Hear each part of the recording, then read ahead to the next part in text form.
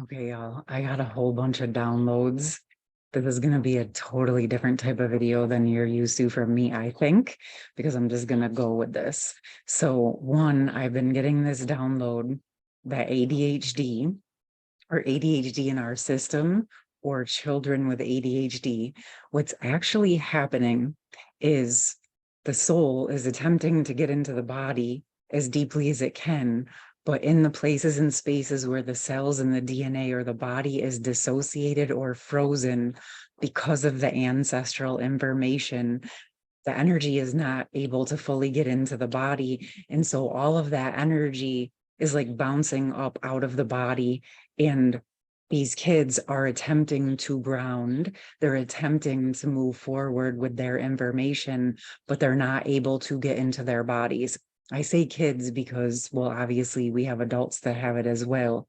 But the reason I'm saying this is because what the dissociation is showing up as is where the ancestors, and this could be your parents, your grandparents, all the way down the line, any place where we dissociated, i.e. distracted away from what was going on, or moved to addictions like drugs, alcohol, food, sex, work, whatever ways we dissociated from the truth of what was actually happening, set up this inversion in the system, will actually really a suppression, and then it froze out because it wasn't processed. And then when the new ones are born and they go to incarnate into their soul essence goes to incarnate into the physical body, they're not able to get fully in because of all the ancestral information that's up in the system.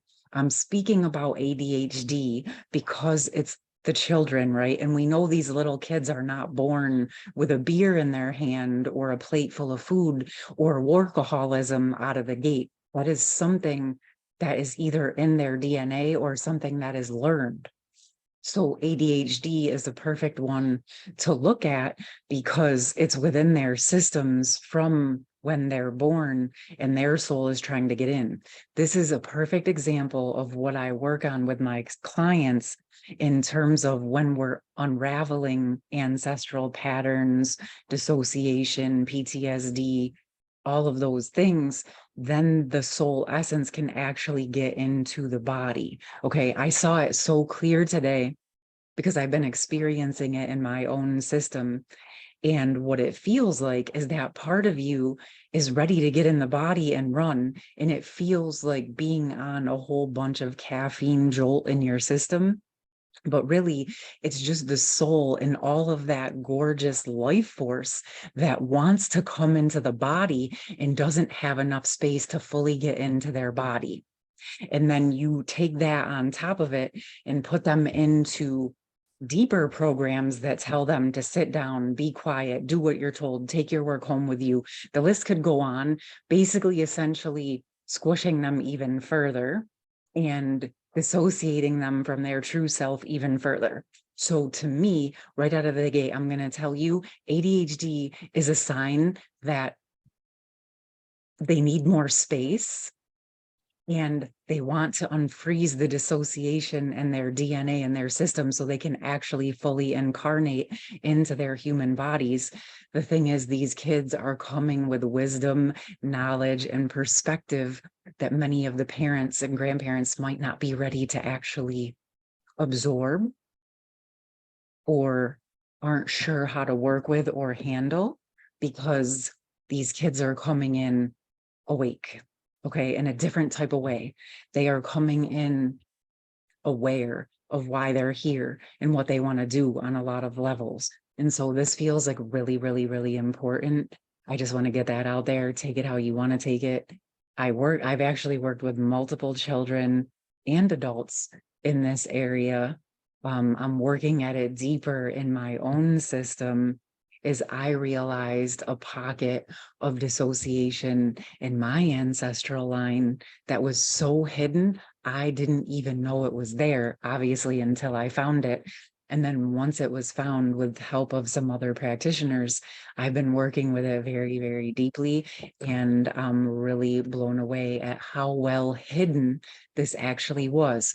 which leads me into the next topic that I want to speak about, which is being connected with parasites in the body, parasites in general, like our typical thought of parasites. But the more I think about this concept of parasites, bacterias, viruses, molds, fungus, anything that's overgrown in our body that is not there creating an energy of homeostasis within our physical vessel is a form of a parasite.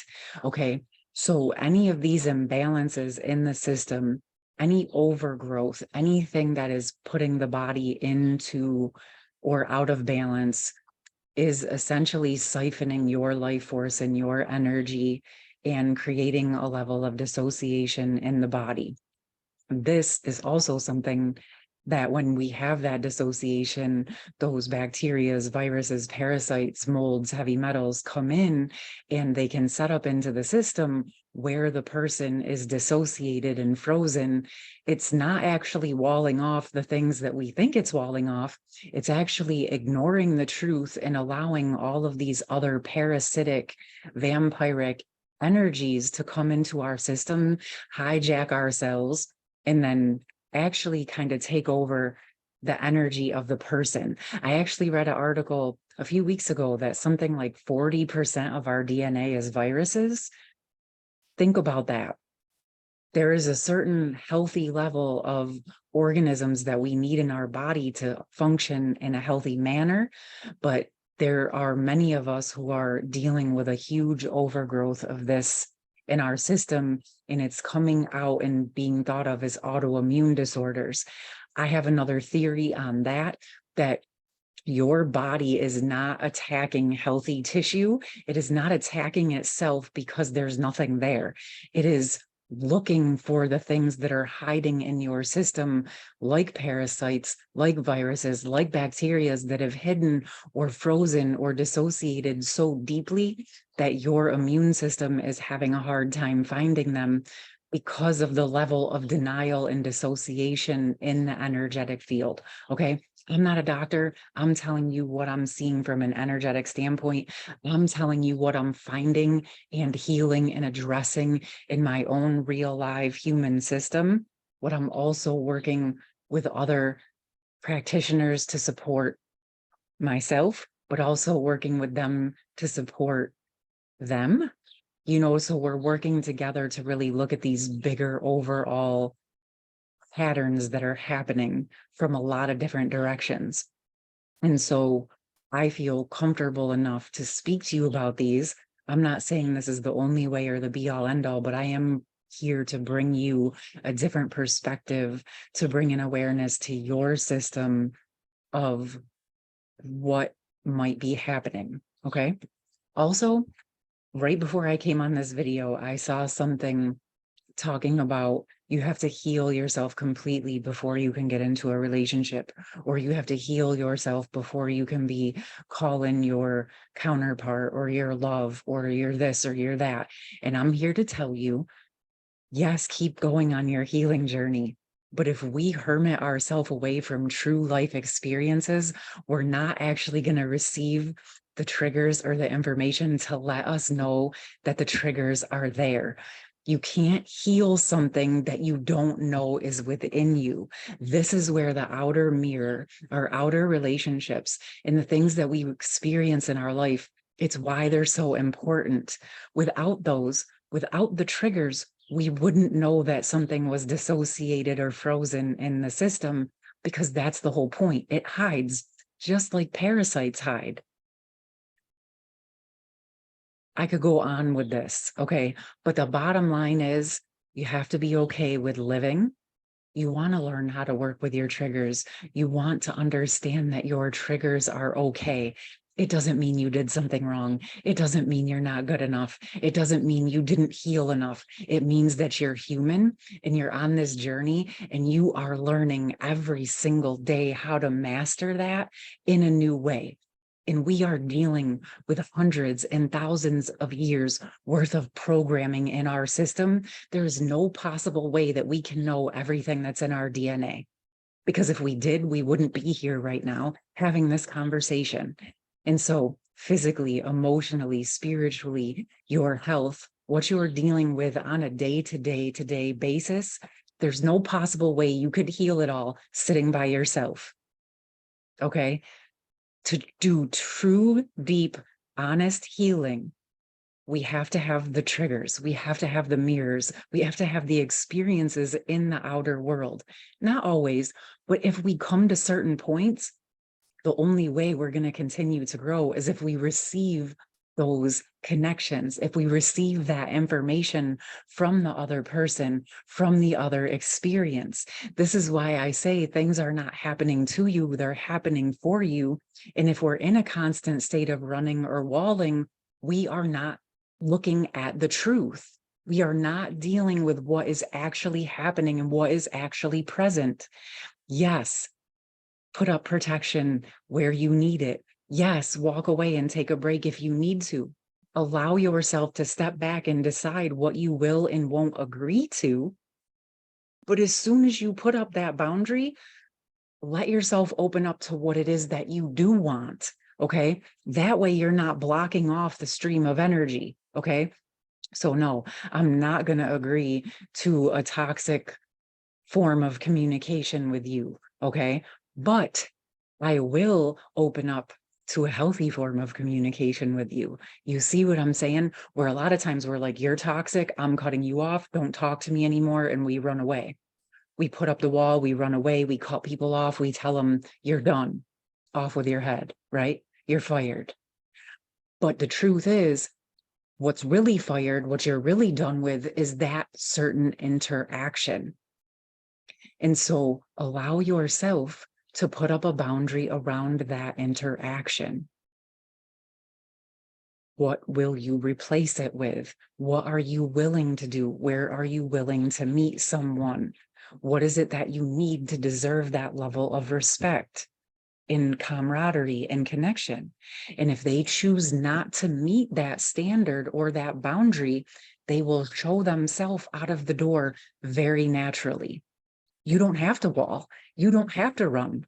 You don't have to force them. You don't have to pressure them. You don't have to push them.